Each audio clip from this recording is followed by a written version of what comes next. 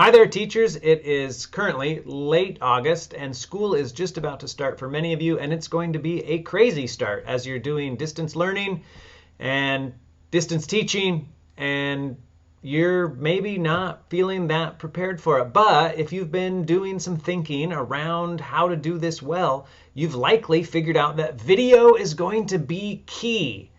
Being able to send your students asynchronous videos of instruction is going to be a great way for you to teach and allow students to access video when and where they can.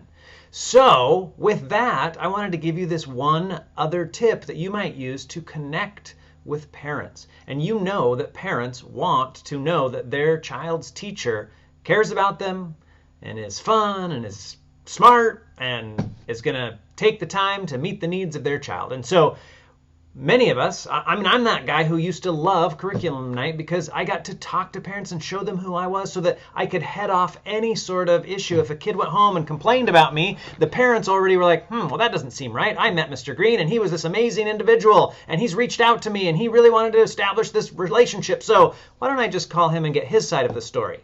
At least that was my take on things. But I know that parents want to know that you care about their child and their child's learning.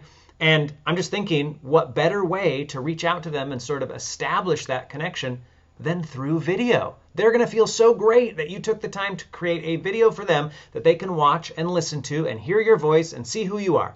So the problem then is, what if your parents speak a different language? Sorry, your child's parents speak a different language. How are you going to connect with them? Well, if you put your video on YouTube, you can harness the auto translation subtitles feature, and parents who can read a different language but cannot understand English, the spoken word, or the written word, they can now get your message and still feel that connection where you reached out to them, you created this video, and you wanted to connect with them to better support their child. So I'm going to show you quickly how to teach parents to do that, but I've also created a video for you where you could send it to students that you know have parents who don't speak English, and then you don't have to create that video on your own, but that video tells the students, hey, here's how to teach your parents how to do this. So here we go. Let me show you how to use auto-translated subtitles for your students' parents who don't speak English. All right, so here's how you do it.